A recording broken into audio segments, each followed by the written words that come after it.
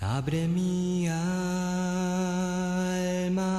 a tu ser para educarme y crecer, mis sentimientos conmover. Abre mi alma a tu ser. Les saluda José Cabello para invitarles a estudiar la clase sobre hermenéutica, una clase de interés, una clase de importancia para aprender a interpretar la Biblia. Esta clase será presentada por nuestro hermano Saturnino González.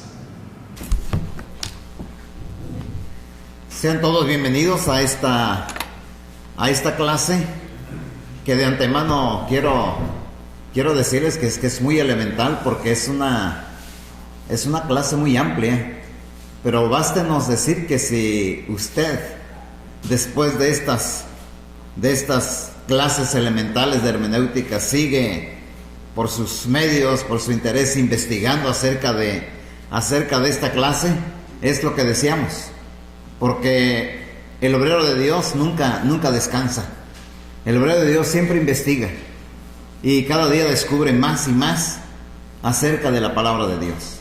El cristiano nunca deja de ser un investigador, y una de las herramientas para investigar acerca de las verdades bíblicas es precisamente hacer uso de la hermenéutica. La hermenéutica, quiero decirles que es una de las clases, es una de las materias que más le tienen miedo a los estudiantes de las escuelas bíblicas. ¿Por qué? Porque tradicionalmente es una materia difícil. Tradicionalmente es una materia difícil porque se requiere de mucha investigación. Hermenéutica es un término que se utiliza como para referirse a recursos de investigación. Pero en la universidad se le conoce, esta clase se le conoce como metodología de la investigación. Así se le conoce, metodología de la investigación. O también se le conoce como investigación documental. Es decir, que si la Biblia es un documento, y no es un documento actual, su mensaje sí es actual, hermanos. El mensaje de la Biblia es para todas las edades. El mensaje de la Biblia es para todas las culturas, para todos los hombres de cualquier tiempo y de cualquier lugar. Pero debemos saber que en la integración de la palabra de Dios, este mensaje que tenemos aquí fue dada a través de diferentes personas de diferente origen cultural, con un idioma muy diferente al nuestro, con una visión un poco diferente de lo que nosotros ahora vivimos en cuanto a la sociedad, en cuanto a la vida. Y entonces es cuando se convierte en algo necesaria la investigación. Ver cuál es el punto de vista de aquellas personas, su manera de hablar, su manera de escribir, su manera de vivir, las tradiciones en las cuales estaban inmersas estas sociedades. Y esa investigación nos llevará a nosotros a comprender mejor la palabra de Dios. Saber exactamente qué fue lo que Dios dijo a través de los hombres. Y entender el mensaje de nuestro Padre Celestial de una manera más clara. Lógicamente que hay textos fáciles de entender. Alguien podría decir, bueno, pero entonces ¿de qué manera la persona va a venir a Cristo Jesús? ¿De qué manera el inconverso puede entender el Evangelio? ¿Tiene que estudiar hermenéutica? No necesariamente.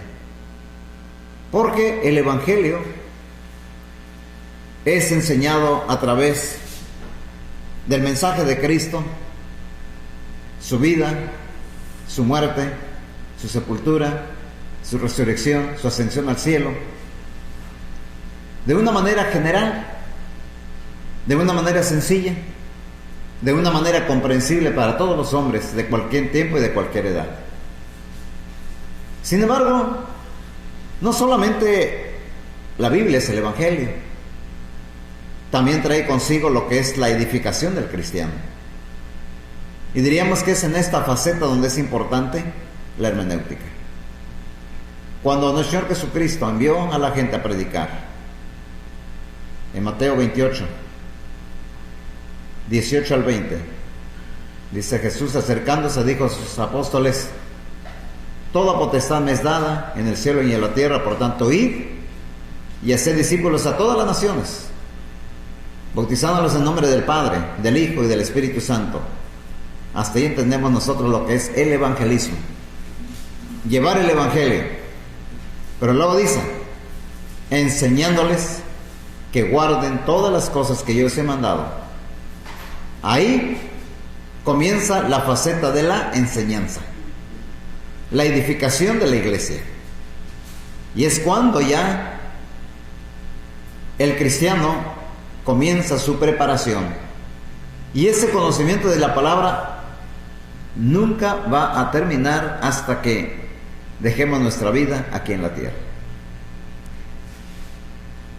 Erróneamente hemos escuchado a las personas decir: yo me sé la Biblia de pasta a pasta. ¿Alguna vez has escuchado esa expresión? Me sé la Biblia de pasta a pasta. Pues yo creo que no. Yo creo que la habrán leído, pero el hecho de haberla vivido, haberla comprendido, de eso se trata la vida cristiana. De cada día aprender más y más de la voluntad de nuestro Padre Celestial. Tantas experiencias en la vida que nos impulsan cada día a buscar las verdades de la palabra de Dios. Entonces, ¿qué es la hermenéutica?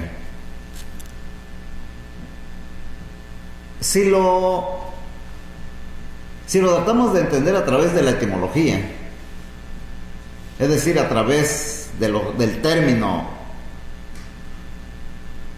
cómo se presenta, se dice que este término hermenéutica comienza, la raíz de esta palabra es la palabra Hermes. Hermes es un personaje mitológico de la cultura griega.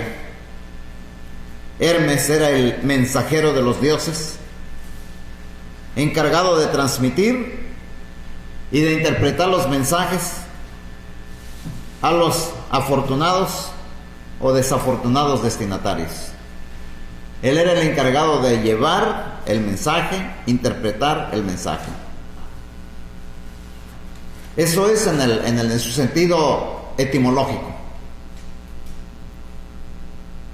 Hermenéutica, lo respectivo a la interpretación de los mensajes. Sería su significado etimológico. Pero en su sentido técnico, la hermenéutica se le define como la ciencia y el arte de la interpretación bíblica. Quiero decir que la hermenéutica se le aplica solamente a la interpretación de la palabra de Dios. Porque, repito, estos recursos también se emplean en el aspecto secular.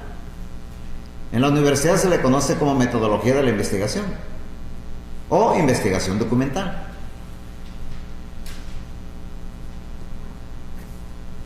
Por ejemplo, la historia, la ciencia de la historia utiliza mucho la investigación documental, la investigación de documentos antiquísimos. ¿Por qué no mencionar los códices de las culturas precolombinas? Día tras día, los historiadores están están revisando los caracteres, en realidad, ¿qué es lo que quiere decir cada documento? Día tras día los arqueólogos, los lingüistas están investigando las estelas de las diferentes culturas, tratando de saber cuál es el mensaje de cada una de esos de esas piezas históricas.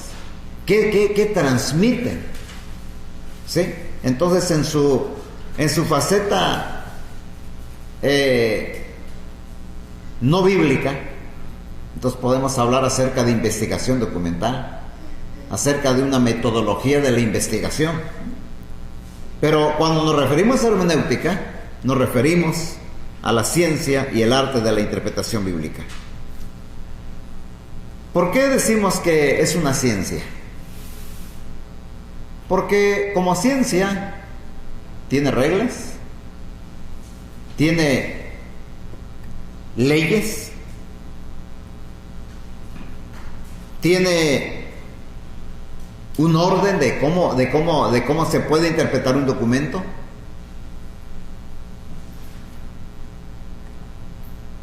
Y como arte se le define así, ¿por qué? Porque hay que tener habilidades para usar esas estrategias, para usar esas herramientas, para poder llegar a una verdad de la palabra de Dios. Por lo tanto, para ser un buen intérprete, se deben aprender las reglas de la herméutica, pero también hay que cultivar el arte de aplicar tales reglas. Son dos cosas.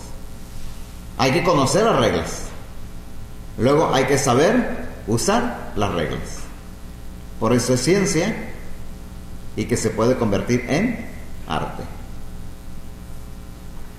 Ahora, hablemos de las categorías de la hermenéutica. Hay una hermenéutica que se le conoce como la hermenéutica general. ¿Cuál es esta? La hermenéutica general es el estudio de las reglas que rigen la interpretación de todo el texto bíblico. Análisis histórico-cultural. Siempre he escuchado que uno de los libros menos explorados es el libro de Apocalipsis.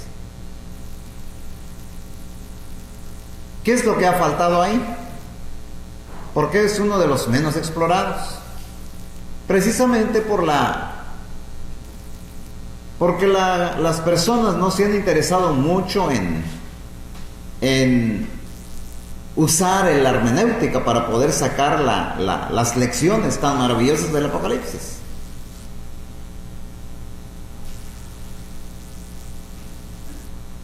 Utilizando los recursos de la hermenéutica, podemos hacer un análisis histórico. La historia es muy importante. Para poder entender el Apocalipsis, entonces, tenemos que hacer un análisis histórico. El momento histórico en que se escribe este libro. ¿Y cuál es el momento histórico? El momento histórico son los últimos años del primer siglo. También hay que ver el momento cultural. ¿Cuál era el ámbito cultural de esos últimos años del primer siglo? Tenemos que comprender el entorno cultural de este libro, y que es la cultura griega, la cultura romana, la cultura griega. Tenemos que comprenderlo para poder llegar al asunto, a cómo presenta el mensaje del Apocalipsis. Pero también es importante hacer un análisis léxico-sintáctico. ¿Y qué significa eso? El análisis léxico. ¿Por qué el mensaje bíblico de este libro se presenta de una manera tan extraña? Para referirse al diablo, dice, un dragón escarlata. ¿Sí? Para referirse al poder del mundo, al poder mundial, nos habla de una gran bestia. Para referirse a la falsa religión, habla de una segunda bestia con cuernos de cordero, pero hablando como dragón. ¿Se da cuenta que es una manera extraña de presentar el mensaje de Dios? Entonces, tenemos que hacer un análisis léxico. ¿Por qué el lenguaje es extraño?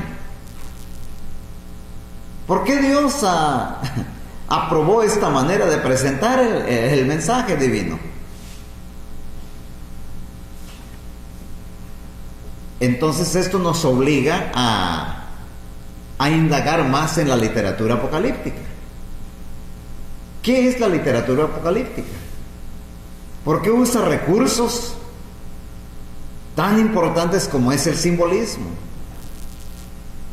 ¿Cuáles son los recursos simbólicos que más destacan en este libro? ¿Y cuál es el significado de estos símbolos? Otro punto, ¿de dónde provienen estos símbolos? Por eso hay que hacer un análisis léxico, sintáctico. Y luego hacer un análisis teológico. Un análisis teológico, es decir, ver los diferentes puntos de vista de aquellos que han tratado de dar una explicación al mensaje divino. ¿Por qué? Porque a través de los años hay muchos que tratan de entender el Apocalipsis a través de un paralelismo histórico. Y muchos han llegado a la conclusión a través de los años, el libro de Apocalipsis ya se cumplió. Es un documento que ya se cumplió, ya no hay más mensaje, simplemente hay que verlo en su contexto histórico. Otros no. Otros con el futurismo dicen, no, todavía no se cumple. Eso es para los últimos tiempos, dicen. Eso es para los últimos días, antes de que venga el Señor Jesucristo. Bueno, y otros, bueno, pues hay que hacer un paralelismo. Hay que un paralelismo de las situaciones históricas con lo que va sucediendo con el mundo. Y de esa manera han surgido teorías como el dispensacionalismo, tratando de entender este documento bíblico. Entonces, por eso es que decimos que la hermenéutica general es el estudio de las reglas que rigen la interpretación de todo el texto bíblico, haciendo un análisis histórico-cultural, léxico, sintáctico y teológico también. Y nosotros como cristianos estamos impelidos a buscar la verdad de la palabra de Dios sin caer bajo influencias que nos lleven fuera del mensaje divino. Que no nos lleven a orillarnos del mensaje divino.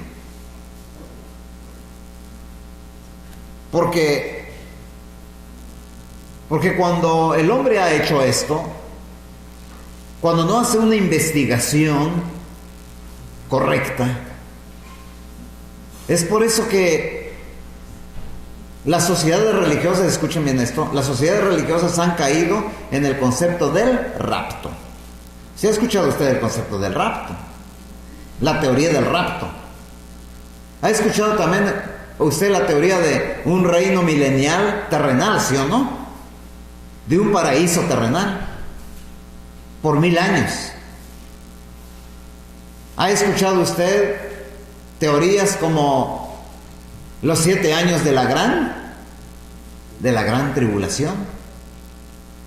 ¿Por qué? Porque son teorías que se han originado en base a una falta de investigación bíblica. Cuando nosotros haciendo una buena interpretación, una buena investigación de este libro, es un libro maravilloso que nos lleva a compaginar toda la verdad bíblica.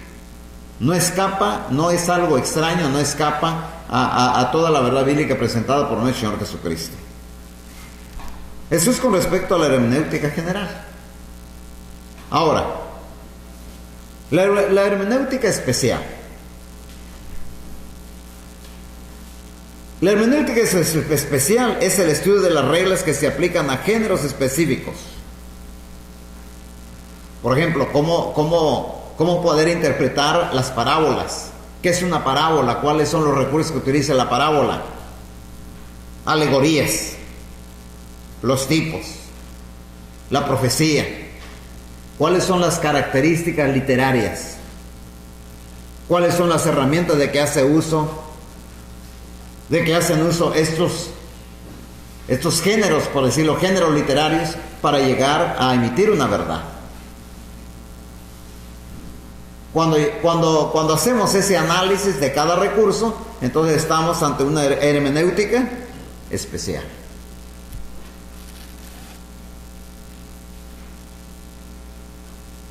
Como siguiente punto podemos hablar brevemente acerca de la necesidad de la hermenéutica. ¿Por qué es necesaria la hermenéutica?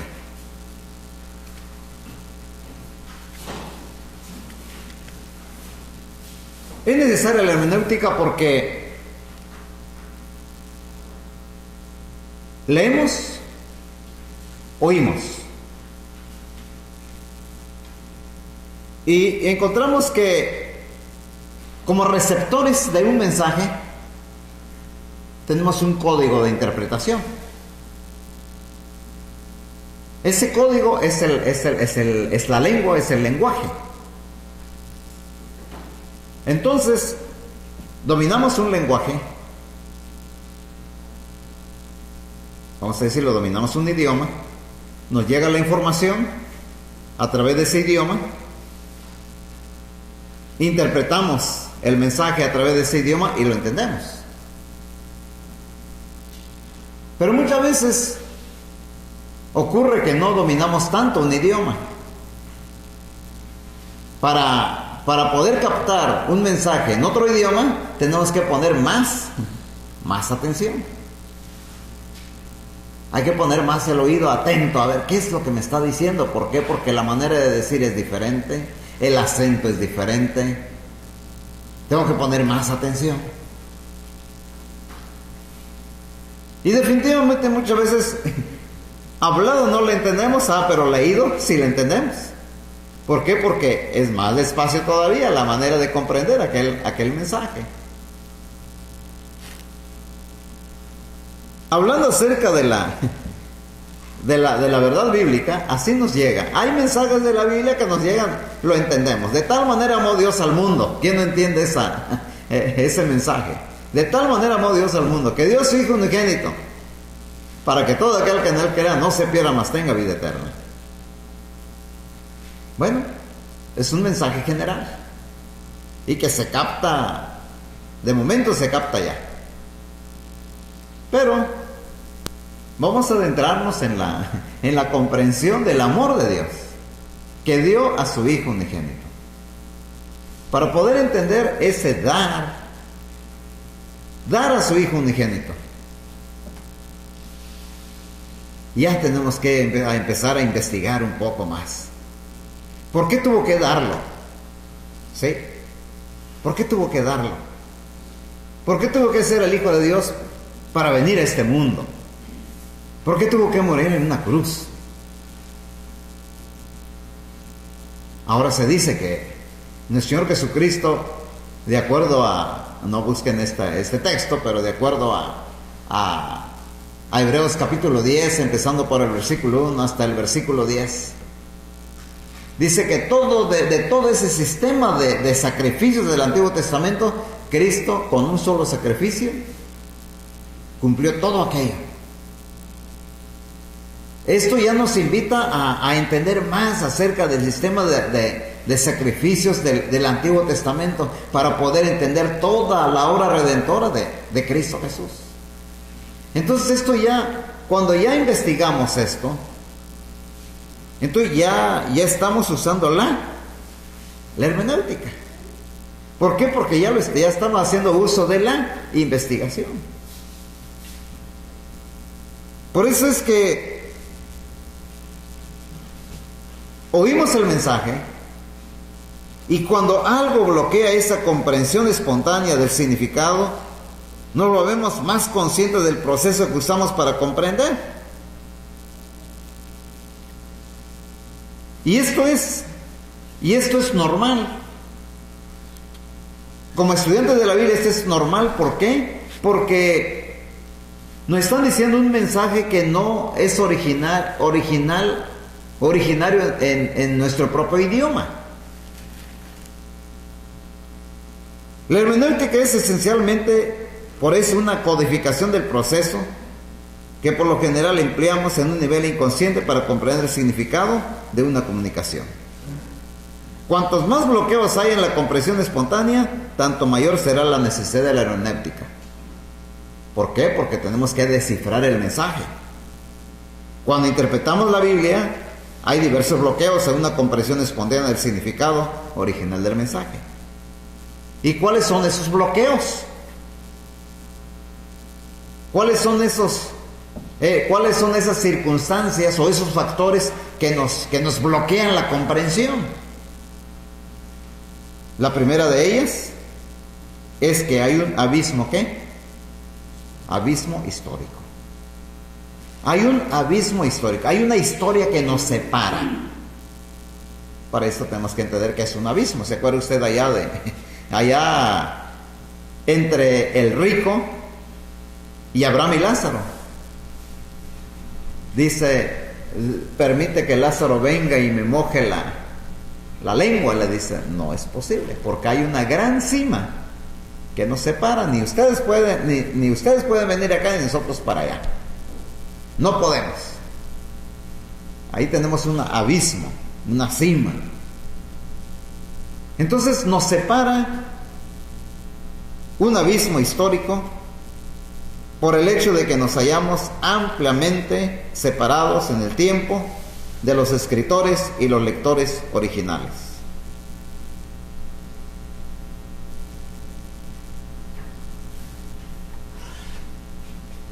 Hay expresiones. No vayamos tan lejos. No vayamos tan lejos.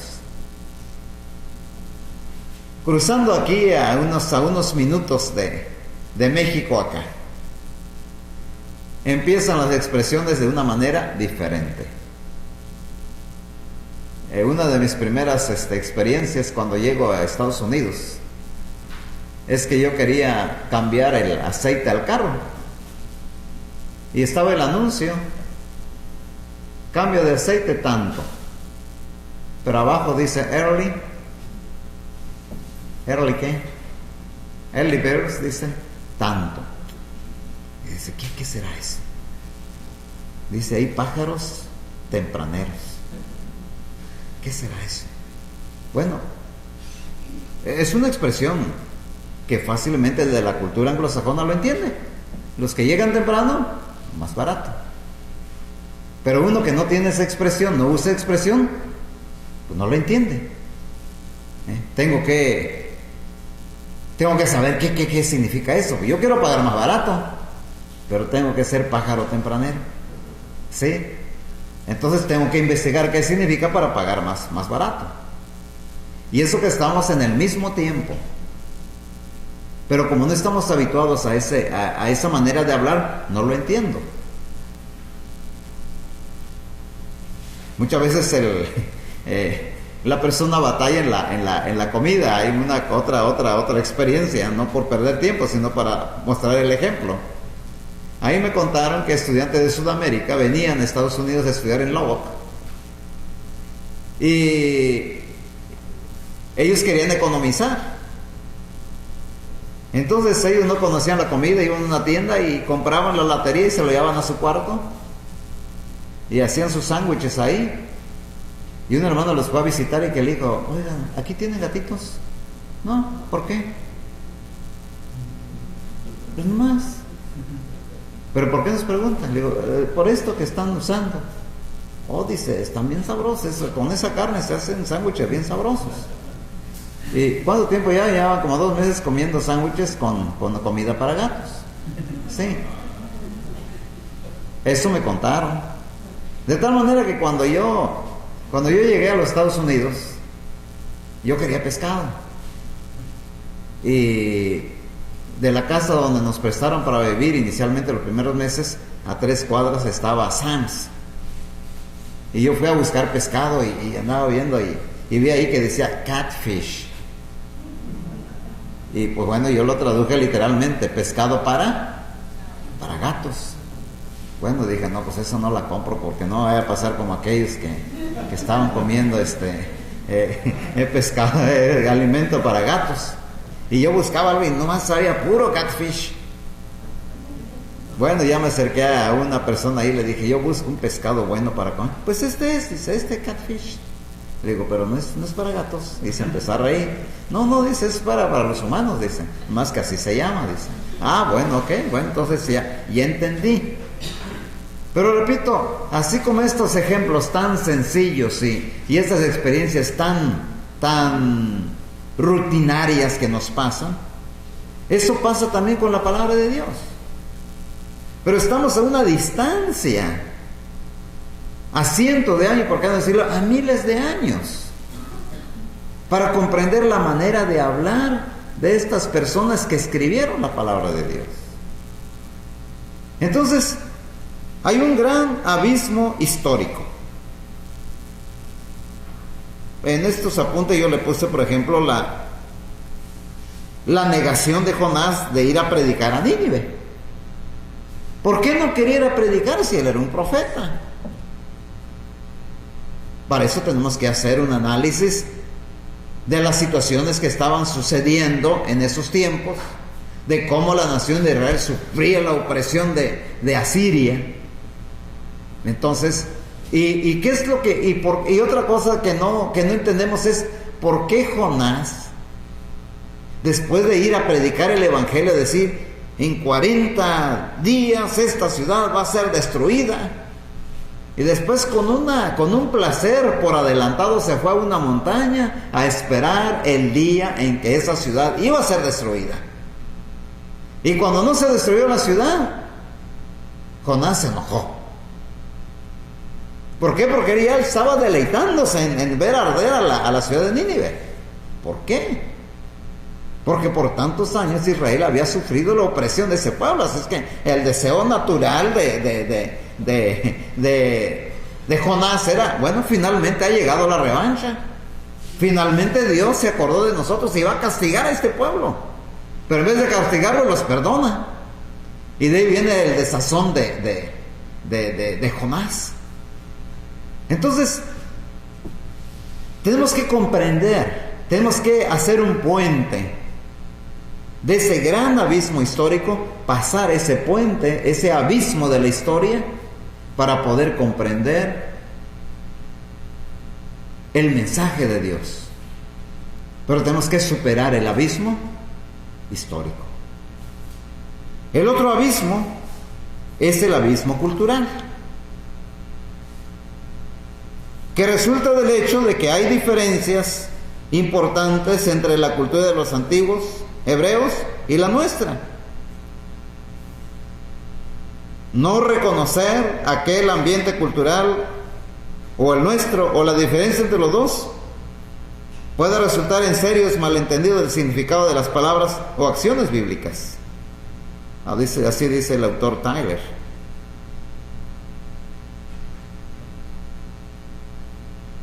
Tyler es un etno-metodologista. La metodología de las etnias en cuanto a hacerse entender. Tenemos que entender las culturas. Una de las cosas maravillosas A mí siempre me interesa mucho el origen de las palabras, para poder entender el lugar. Si quiere usted entender el lugar, vea usted cómo se llama y por qué se llama así. Por ejemplo, en diferentes regiones de México hay nombres bien raros. Empezando por un lugar allá en la Huasteco Potosina que se llama Tamazunchale. Tamazunchale, raro el nombre. Bueno, investigando de dónde viene la palabra Tamazunchale. Viene de la palabra Temazulcali. Bueno, ya encontramos la palabra más apegada a la verdad, Temazulcali. Bueno, ¿y qué quiere decir Temazulcali? Viene de dos palabras, Temazuli y Cali. Temazuli quiere decir sapo grande, Cali quiere decir casa. Entonces quiere decir casa de sapos grandes. Sí. Ahora, ¿por qué? Oh, porque viene un río desde la Ciudad de México y pasa y es una vega grande. Y entonces el río se extiende ahí, y de ahí surgió ese pueblo. ¿Por qué? Porque por el río que se extiende, se expande porque viene en cañones, así viene, pero después hay una región amplia, se extiende y entonces de ahí florecieron las ranas, los sapos. Entonces se vuelve un remanso y las gentes empezaron a vivir ahí. Entonces vemos nosotros que podemos comprender a través de estudiar las palabras. Estudiando las palabras podemos comprender la cultura de aquellos pueblos, su origen, su manera de pensar. Y tenemos que tomar en cuenta todos esos detalles también en la palabra de Dios. Por ejemplo, una situación tan fácil que cada primer día de la semana nosotros hacemos. Por ejemplo, la mesa del Señor. A la mesa del Señor se le conoce como cena del Señor, la mesa del Señor, la Eucaristía, la misa. También dice en Hechos capítulo 2 versículos 40 y 41, dice: así que los que recibieron su palabra fueron bautizados, y se añadieron aquel día como 3,000 personas. Y el 42 dice: y perseveraban en la doctrina de los apóstoles, en la comunión unos con otros, ¿qué más? En el partimiento del pan y en las oraciones. ¿Por qué el partimiento del pan? Fíjese, ¿por qué no dice en la mesa del Señor? ¿Por qué dice el partimiento del pan? Y luego dice en Hechos 27, el primer día de la semana, reunidos los discípulos, ¿para qué? ¿Para la cena del Señor? ¿Para qué? Para partir el pan. ¿Por qué? ¿Por qué partir el pan? Haciendo leves ejercicios hermenéuticos podemos llegar a una comprensión maravillosa de lo que es el partimiento del pan. Sucede que allá en Génesis 15, ¿se acuerda usted lo que pasa en Génesis 15? Le dice Abraham a Dios: oye, ¿quién me va a heredar? No me has dado prole. ¿O ese Eliezer Damasceno va a ser mi heredero? Dice: tú vas a tener un hijo, le dice Dios a Abraham. Sal y ve las estrellas del cielo, así será tu descendencia. Pero ¿qué señal me das? ¿Cómo puedo estar seguro de eso? Yo tengo confianza en ti, pero ¿qué señal? Bueno, hagamos un pacto. Trae las víctimas, pártelas, pero no parta las aves. Trae a Abraham las víctimas y dice: los parte por la mitad. Los parte por la mitad. en el altar. Y por la noche, dice, ya venida la noche, Dios baja en forma de antorcha y se pasaba de un lugar a otro del altar. Dice, así estableció Dios el pacto con Abraham. En aquel entonces, en vez de firmar un documento para prueba de un pacto, de un acuerdo, las dos personas que establecían un pacto traían la víctima y la partían por la mitad. Los que cerraban el pacto, uno estaba de este lado, el otro de este lado, cada quien con su mitad.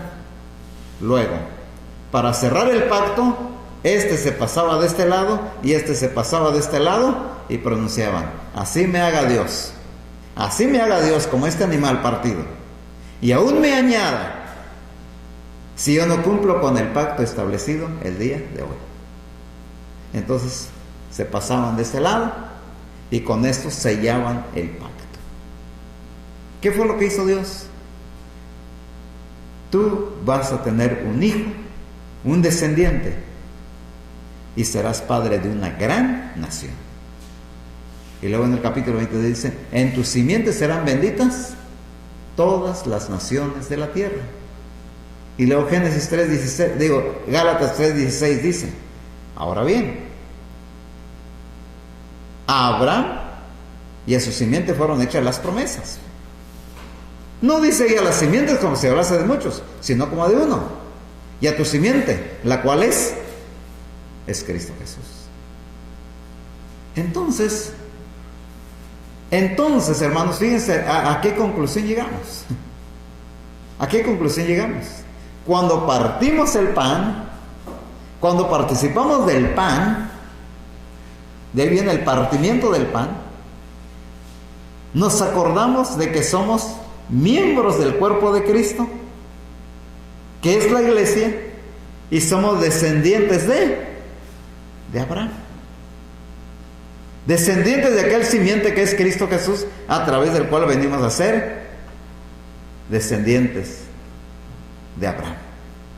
Dice Gálatas 3:29, si somos de Cristo, entonces somos descendientes también de Abraham y somos herederos de sus promesas. Eso es lo que celebramos cada primer día de la semana. Pero repito, qué maravilloso es llegar a investigar qué es el partimiento del pan. Pero para eso hacemos recurso de la hermenéutica para poder investigar eso. El significado de esa expresión, el partimiento del pan. Ahora, la palabra misa. La mesa del Señor también se le conoce como la misa. ¿Por qué? También tenemos que adentrarnos en la historia. Y esta palabra misa comienza a utilizarse más en el segundo siglo después de Cristo. Sucede que se reunían los cristianos para escuchar la palabra de Dios. Cantar, orar juntos, escuchar la palabra de Dios. Después decían, ha llegado la hora del partimiento del pan y ha llegado la hora de la misa. ¿Qué significa eso? Bueno, partimiento del pan ya lo entendemos, pero ha llegado la hora de la misa. La palabra misa en latín quiere decir despedir. ¿Despedir a quién? Despedir a los que no van a participar de la mesa del Señor. Se tienen que ir los que no están bautizados. Ya se pueden ir, ya se pueden despedir los que no están bautizados, solamente se van a quedar los que están bautizados para participar del partimiento del pan. Los que habían venido a orar y a escuchar el mensaje de Dios, se paraban y se despedían y se iban. Y se quedaban solamente los que participaban del partimiento del pan. Por eso de ahí empezó a usarse la palabra misa. ¿Es correcto usar la palabra misa para el partimiento del pan? Claro que sí, porque los que participamos del partimiento del pan somos los que hemos sido bautizados y los que hemos recibido a Cristo Jesús como nuestro Salvador. Entonces, pero para eso tenemos que entender la cultura. Si usted se da cuenta, la investigación es importante, la información es importante, pero nos separa un abismo, ¿qué? Cultural. Y tenemos que acercarnos a esas culturas de donde surgieron esos términos. El abismo lingüístico, hermanos. La Biblia fue escrita en hebreo, arameo y griego.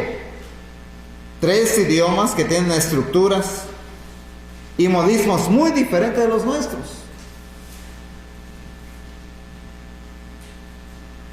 Por ejemplo, aquí pusimos el ejemplo de: endureció Dios el corazón del faraón. Es un modismo hebreo que significa en ese idioma algo distinto de lo comunicado por la traducción literal. Endureció Dios el corazón de faraón. Y cuando el que lee en español usa esta expresión, endureció Dios el corazón de faraón, lo usa como lo usamos los que hablamos español, juzgamos a Dios. Qué injusto es Dios. ¿Cómo él mismo le endurece el corazón al faraón? ¿Por qué lo entendemos así? Porque estamos utilizando esa expresión así como nosotros lo hablamos. Y no utilizamos esa expresión así como lo usaban los hebreos. Si nosotros usáramos esa expresión entendiendo cómo lo hacía sentir el pueblo hebreo, es diferente. Permítanme darles un ejemplo. Por ejemplo, en inglés, para decir ¿te estorbo? ¿Te estoy estorbando? ¿Cómo dicen ellos? Literalmente. En español,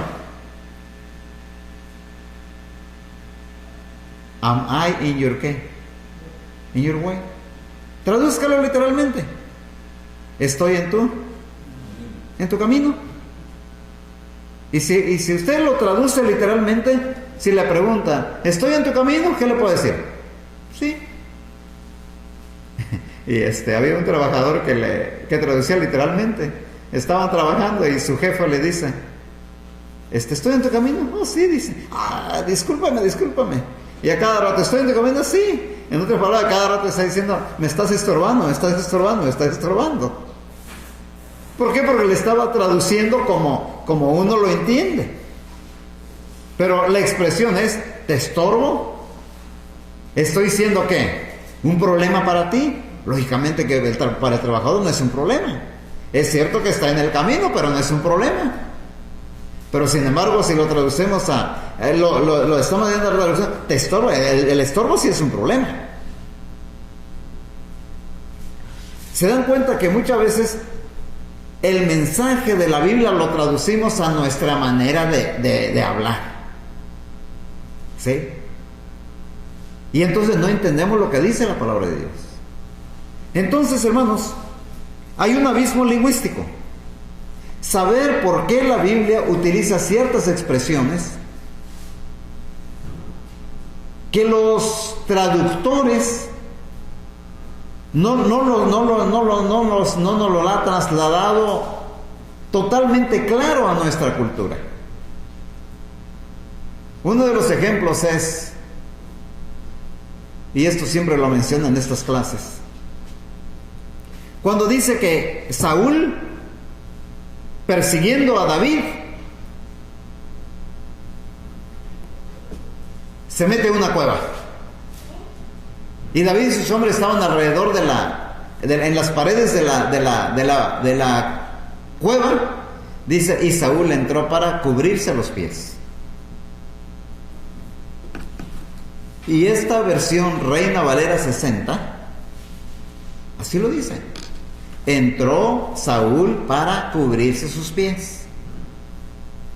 Y para mí fue un dolor de cabeza. Dice, bueno, ¿por qué entró a cubrirse los pies? Para poder entender, ahorita los jóvenes o todos tenemos la ventaja de que en el aparato que usted tiene, si tiene la Biblia interlineal. Y ahí puede encontrar todas las versiones, todas las maneras de muchas traducciones de la Biblia. Y usted va a decir, aquí no lo entiendo, le voy a buscar otro hasta aclarar el mensaje.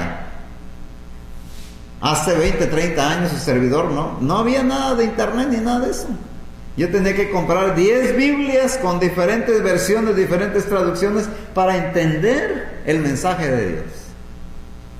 Tenía que hacerlo. Y me fue una versión moderna y decía, entró a la cueva para... No me acuerdo cómo decía, a ver. La versión de los testigos de Jehová decía, para vaciar el vientre.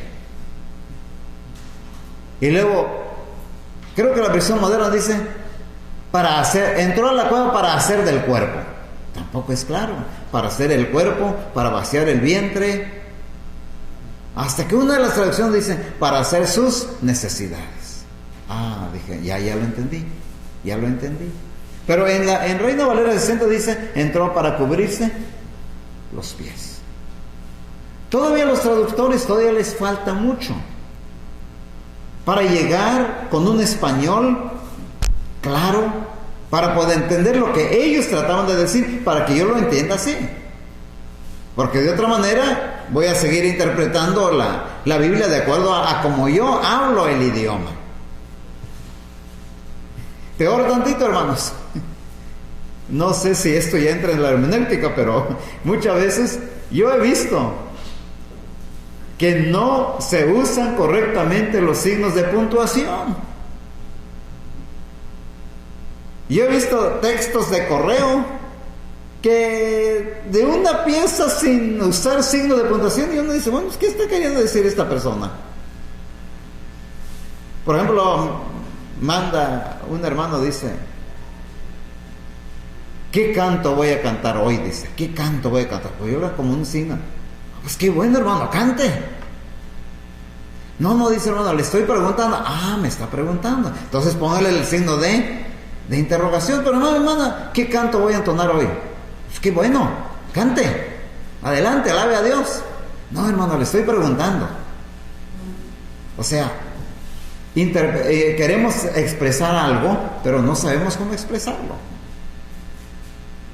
Mandamos recados, pero sin ton ni son. ¿Sí? Hermanos, ese abismo cultural hay que superarlo, hay que trazar puentes. Sí, y repito, ese puente para poder entender la verdad bíblica, porque Dios dice una cosa, Dios dice algo a través de aquella persona inspirada por Él. Pero yo creo que en esta clase, en el currículum de la escuela, yo creo que también les dan la clase sobre inspiración de las Escrituras, ¿sí, verdad? La inspiración de las Sagradas Escrituras. Cómo Dios inspiró a las personas para dar a conocer su voluntad. Dios no usa a las personas sumiéndolos en un éxtasis y dictándoles, a ver, tú vas a decir esto y esto con esas palabras. No, sino que Dios usa a aquella persona viendo sus habilidades, pero no le quita su pasión, no le quita su manera de hablar, no le quita sus expresiones culturales, sino que Dios solamente le hace entender su voluntad a esa persona para que esa persona en su personalidad exprese la voluntad de su Padre Celestial. Entonces tenemos que entender a esa persona que está escribiendo, que está hablando y que está siendo un transmisor de la voluntad de su Padre Celestial. Tenemos que hacer puentes y ese puente de la hermenéutica para poder llegar a entendernos en el aspecto cultural, en el aspecto lingüístico también, que es lo que estamos viendo, en este punto muy importante. ¿Por qué? Porque la lengua utiliza signos, utiliza expresiones, en los cuales tenemos que tener mucho cuidado. ¿Para qué? Para que podamos comprender a cabalidad el mensaje de nuestro Padre Celestial. Pongamos un niño. Usted le habla a un niño de una manera muy especial. ¿Para qué? Para poder llegar a ese niño. Sí. Pero aún así ese niño muchas veces a usted no le comprende. ¿Por qué? Porque le falta conocerlo a usted, como su Padre. Entonces muchas veces nosotros tenemos que conocer a nuestro Padre Celestial, tratar de comprenderlo, tratar de ver qué es lo que Dios quiere de nosotros, como sus hijos, que quiere lo mejor, pero ¿de qué manera nos ha hablado? Y de esta manera, comprenderlo bien, podemos actuar correctamente como sus hijos. Tal es la importancia de la hermenéutica.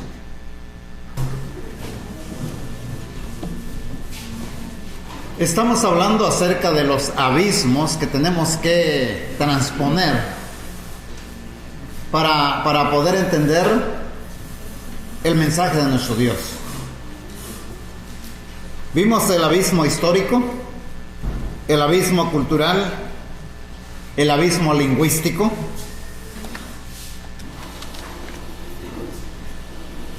Y ahora vemos el abismo filosófico. ¿Qué entendemos por abismo filosófico? Que también hay que entender que también hay que superar. La palabra filosofía, en una manera sencilla, general, ¿qué es la filosofía? La filosofía es la manera de comprender la vida. ¿Qué es para tal cultura la vida? ¿Cuál es el concepto de la vida? Recordemos que el apóstol Pablo, cuando llega a Atenas, considerado como la cuna de la filosofía, se encuentra con dos exponentes filosóficos, los epicúreos y los estoicos. Y discutían entre sí. ¿Por qué? Porque los epicúreos veían la vida de una manera solamente material y carnal. Epicuro, el maestro, filósofo maestro, hablaba de que disfrute de la vida, porque después de la vida no hay nada más. Entonces todo lo que puedas disfrutar de esta vida, disfrútalo. Sin embargo, los estoicos tenían otra manera de ver la vida. Ellos decían que pues hay que superar el dolor, hay que superar las adversidades, y para encontrar la felicidad es necesario dominar las adversidades, dominar el dolor e incluso dominar el placer para llegar a ser feliz.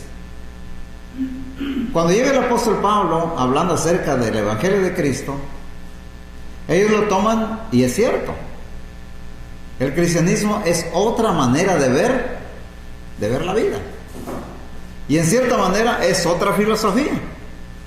Es otra filosofía. ¿Por qué? Porque es otra manera de ver la vida.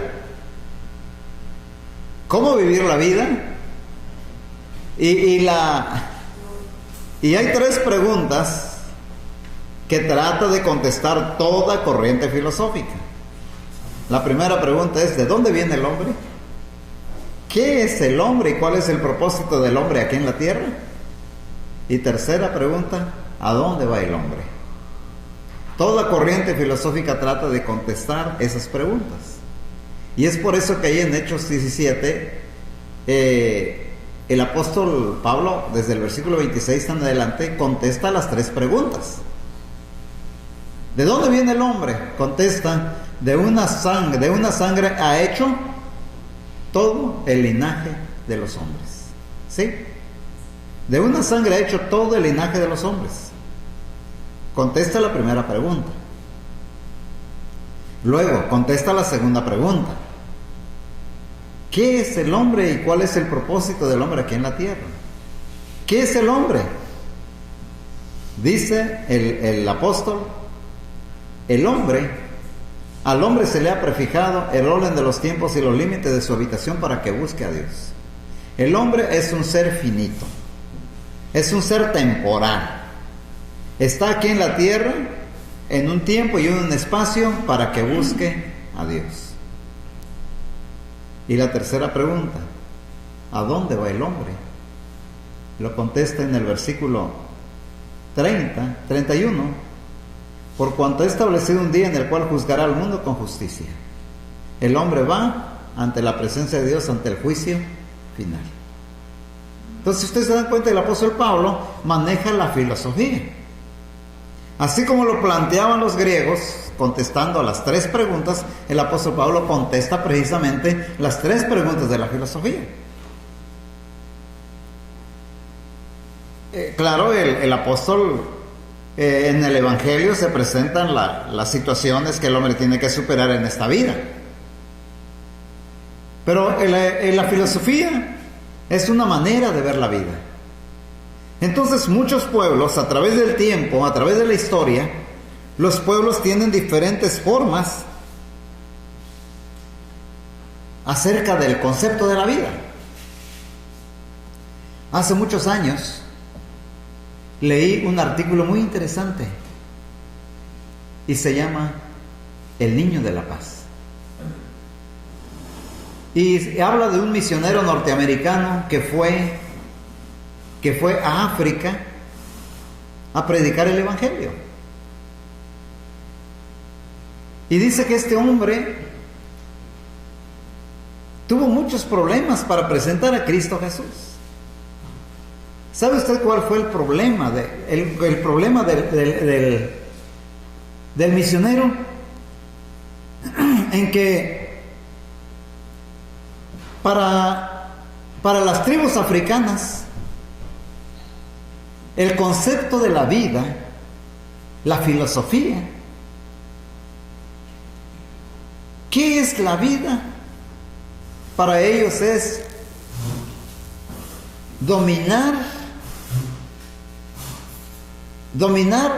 a los enemigos, vencer a los enemigos, matar a los enemigos. Se trata de sobrevivir. Ahora, la herramienta más anhelada para esa tribu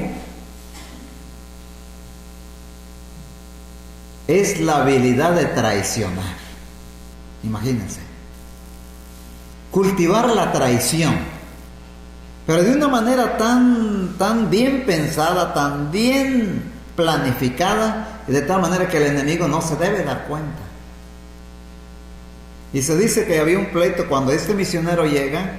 Esa tribu estaba en guerra contra otro por el control del territorio, porque son tribus pequeñas tratando de sobrevivir en diferentes regiones. Entonces, se dice que un líder quería establecer la paz con la otra tribu. Entonces constantemente iba y se reunía con aquellos. Y aquellos aparentemente lo recibían, le daban de comer. Por 3 años estuvieron platicando y platicando, hasta que finalmente lo mataron. Bueno, el misionero quería llevar el evangelio de la paz para que cesaran aquellas matanzas. Dice que les presentó a Cristo crucificado, dando su sangre por los seres humanos. No les llamó la atención. Pero cuando les habló de Judas, todos se quedaron sorprendidos. Y preguntaban más de Judas que de Cristo Jesús. Que cómo le hizo para traicionar al maestro. ¿Por qué? Porque era lo que ellos, en su manera de ver la vida, ellos querían conocer las estrategias de la traición. Se interesaron más en Judas que en Cristo Jesús. Y aquel misionero decía, bueno, ¿cómo voy a hacer para penetrar con esta gente con el evangelio de la paz? Bueno, dice que la solución llegó un día en que estaban los dos grupos frente a frente para empezar esa guerra. Y entonces dice que la esposa del que mataron tenía un bebé. Entonces uno de los líderes amigos del asesinado fue a la choza de la viuda y salió corriendo de la cabaña llevando a ese niño, al bebé, y la madre llorando atrás. Y el jefe con el niño corrió y llegó con los enemigos y entrega el niño allá, a los enemigos. Y entonces los enemigos bajaron las lanzas, bajaron los arcos, y aquel misionero se quedó extrañado. Dice, bueno, ¿y eso qué es? Oh, dice, es que el amigo del difunto sabía que su amigo quería la paz, pero la única manera de lograr la paz es entregando un niño de esta tribu, a esa tribu, entregarlo, que sea hijo de ellos, que sea hermano de ellos, para que entonces ellos, como este niño procede de esta parte, entonces para que ellos pudieran respetar a esta tribu, entonces tenían que regalar un niño para que pudieran respetar, y entonces se puede establecer esa paz. Pero hay que sacrificar a un niño, hay que regalar un niño a la otra tribu para establecer la paz. Dijo el misionero, ya sé por dónde ir. El hombre está peleado con Dios y él tuvo que regalar a su hijo. Entonces ven ustedes, hermanos, cuando hablamos acerca de un abismo filosófico, tenemos que entender que los diferentes pueblos tienen diferentes maneras de ver la vida. Dentro de la palabra de Dios también existen esas diferencias, esos abismos filosóficos que tenemos que comprenderlos. Tenemos que comprender el mensaje de la palabra, contemplando también la manera de ver la vida, los contrastes que hay en nuestra manera de pensar con la manera de pensar de aquellas personas. Imagínense lo difícil que es comprender las maneras de ver la vida de otros pueblos que vivieron hace 3000 años, 2000 años, hace 1000 años. ¿Cómo podemos comprenderlos? Comprender su manera de expresarse, su manera de vivir, si no llegamos a comprender la filosofía actual. Porque tenemos varias filosofías, varias maneras de ver la vida, tanto aquí en Estados Unidos como en México. Me decía la hermana Eunice que se acordaba de una anécdota que yo contaba, que es real. Hace hace unos 15 años, conocí a una pareja que llegó a la iglesia, se convirtió a la iglesia. Esa muchacha era enfermera, o es enfermera, proveniente del estado de Michoacán. Y dice ella que de niña, de pequeña, 6, 7 años, fue arrancada de su tierra, allá en Michoacán. Y la trajeron sus padres a Estados Unidos. De tal manera que esta muchacha creció en esta sociedad norteamericana. Cuando cumple sus 18 años,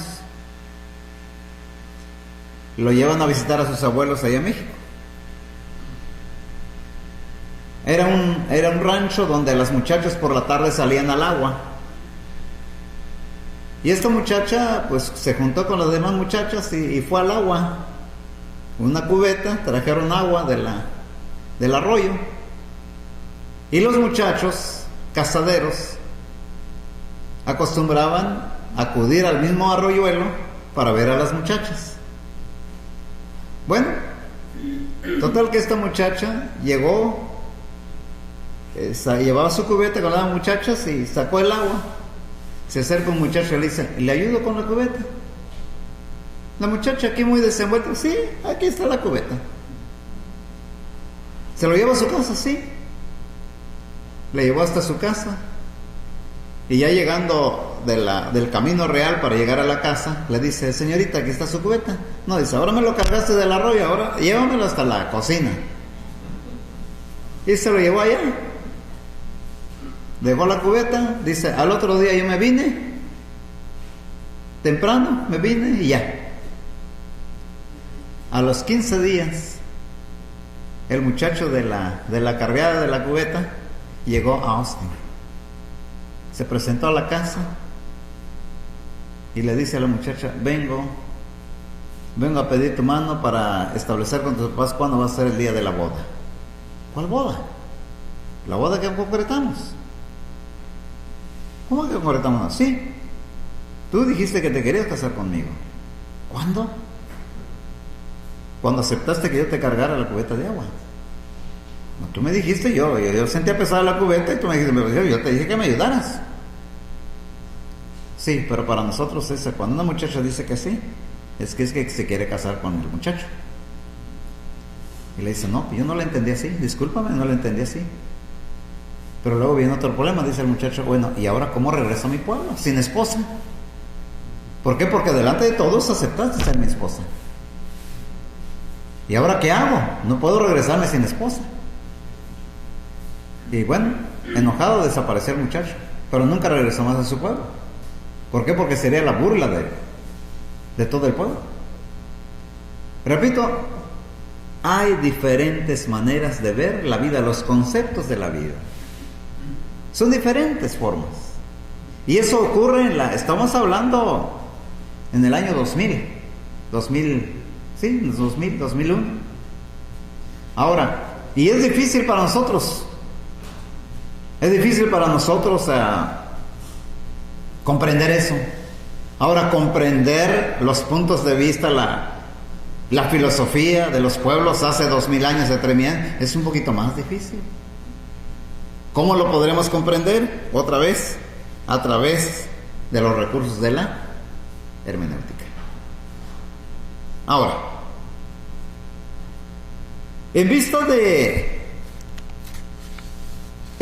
esto, de lo que pasa con los abismos, de ahí viene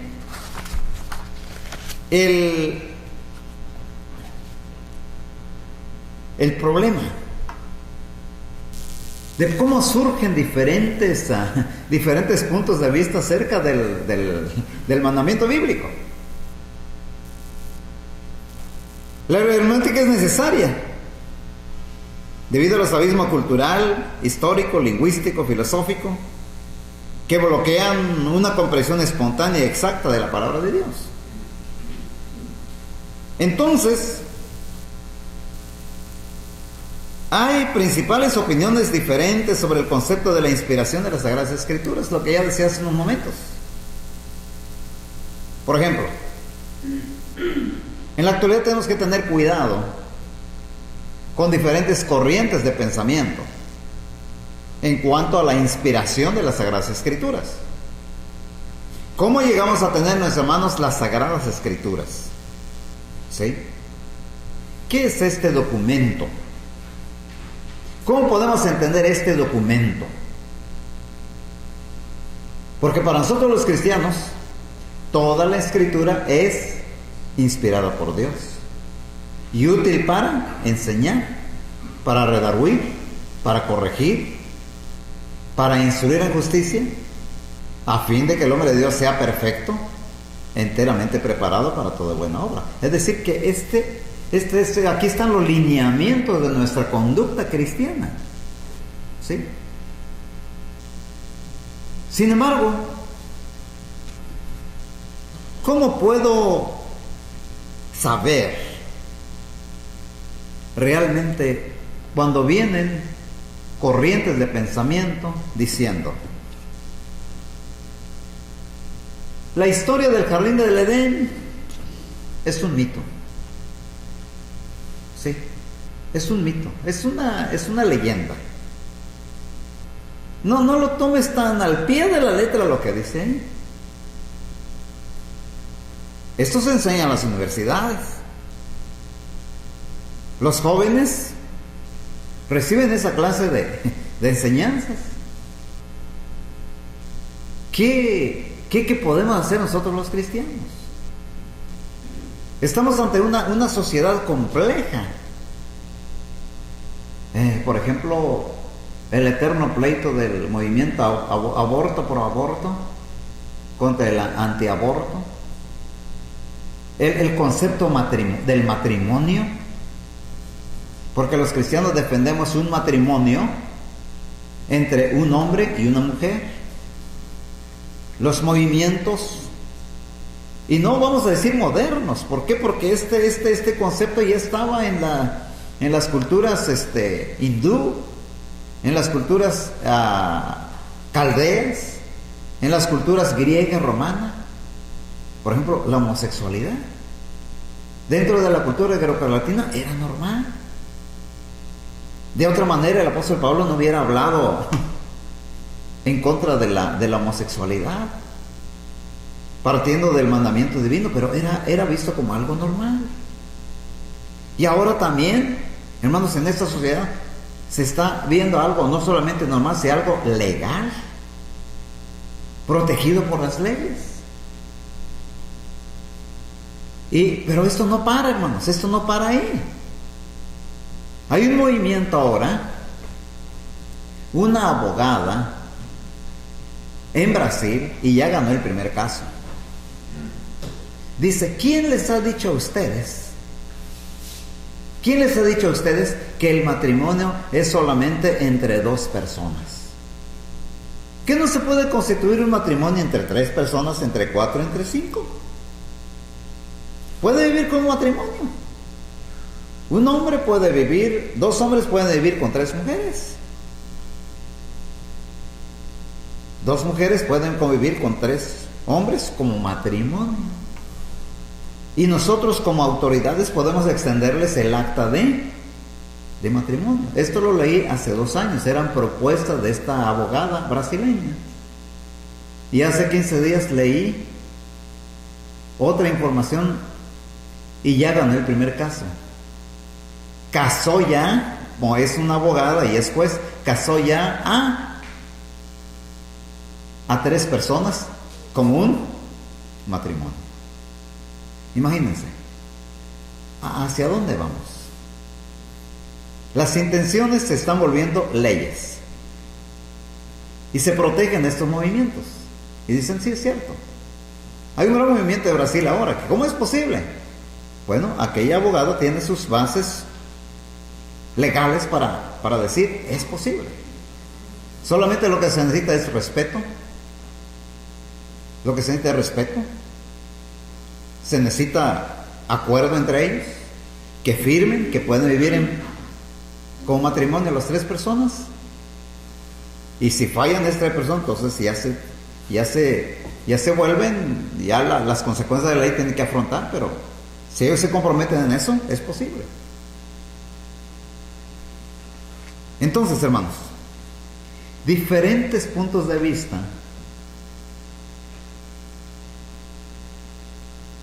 y en cuanto a la Biblia, ¿qué?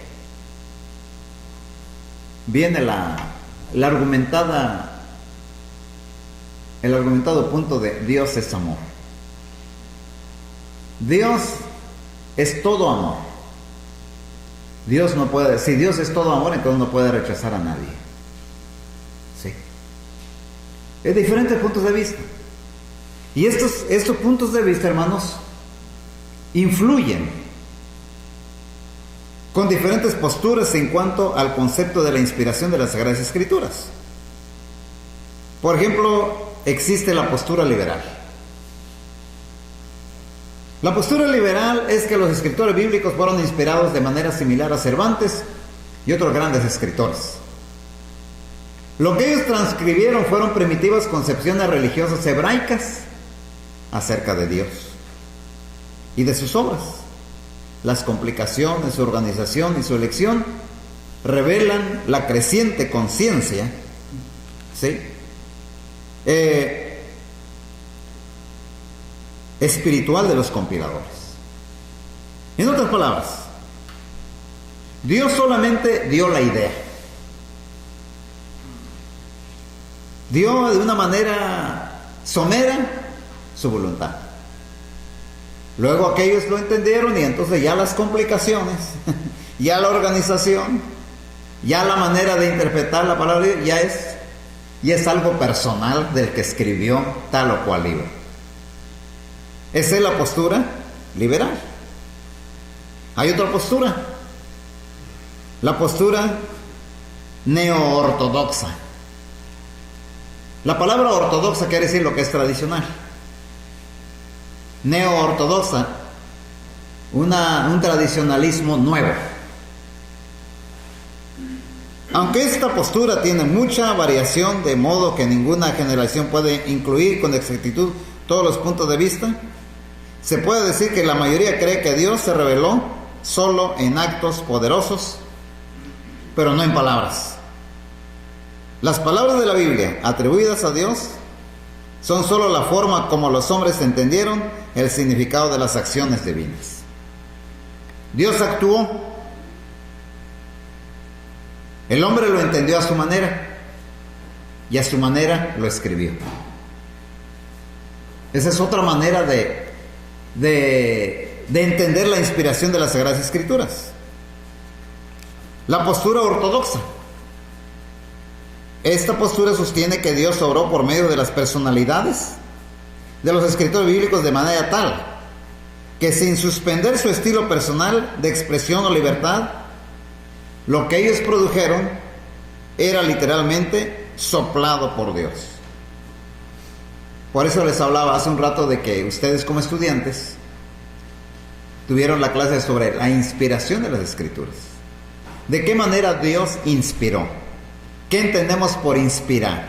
¿Qué entendemos por soplar? ¿Sí?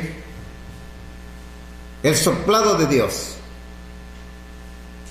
Toda la Escritura es inspirada por Dios, es dada por Dios. Toda la Escritura, ¿sí? Entonces, el énfasis del texto es que la propia Escritura, no los escritores solamente, era inspirado. En otras palabras, Dios inspira su voluntad a la persona, pero Dios usa a esa persona como herramienta para que esa persona, a como Él habla, pueda expresar a cabalidad lo que Dios quiere, usando la palabra correcta, las expresiones correctas, para poder hacerse entender a su voluntad. ¿Sí? Decir que solo los escritores fueron inspirados deja abierta la posibilidad de sugerir que sus escritores fueron contaminados por la interacción del mensaje con sus propias concepciones o idiosincrasias primitivas, que no es así. Dios no solamente dio la idea, dio a conocer su voluntad y después dejó que los hombres, a como pudieran, hicieran manifestar lo que Dios quiso. No, Dios usó a los hombres como herramientas y los dirigió a través del Espíritu Santo para que expresaran a cabalidad lo que Dios quería que nosotros conociéramos. Entonces, basado en 2 Timoteo 16 y 2 de Pedro 1:21, la Biblia es un depósito de verdad, objetivo permanente, sea que la leamos o la obedezcamos o no. Pero así ha expresado Dios su voluntad. Entonces aquí tenemos unas cuantas posturas: la postura liberal, postura neo-ortodoxa y la postura ortodoxa, que son importantes de conocerlos. ¿Para qué? Para que nosotros tengamos cuidado cuando interpretemos la palabra de Dios. Desde Génesis hasta Apocalipsis es un todo. Es un todo. Y dentro de ese todo hay una voluntad en su Padre Celestial. Hay un propósito. Hay una manera que Él quiere que vivamos. Claro. Está manifestado a través de diferentes maneras de expresar. Por eso hablamos hace un rato de los abismos que tenemos que cruzar. de los puentes que tenemos que establecer a través de la hermenéutica. Pero que todos podamos llegar a ese punto. No caer, hermanos.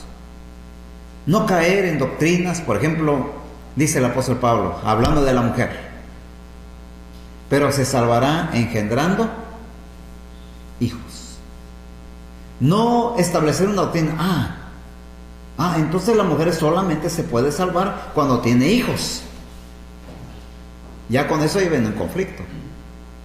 ¿Qué tal si la mujer se muere no habiéndose llegado a casar? ¿O qué tal si la mujer es estéril? Entonces no se va a salvar. No, porque hay una verdad general. Hay un contexto.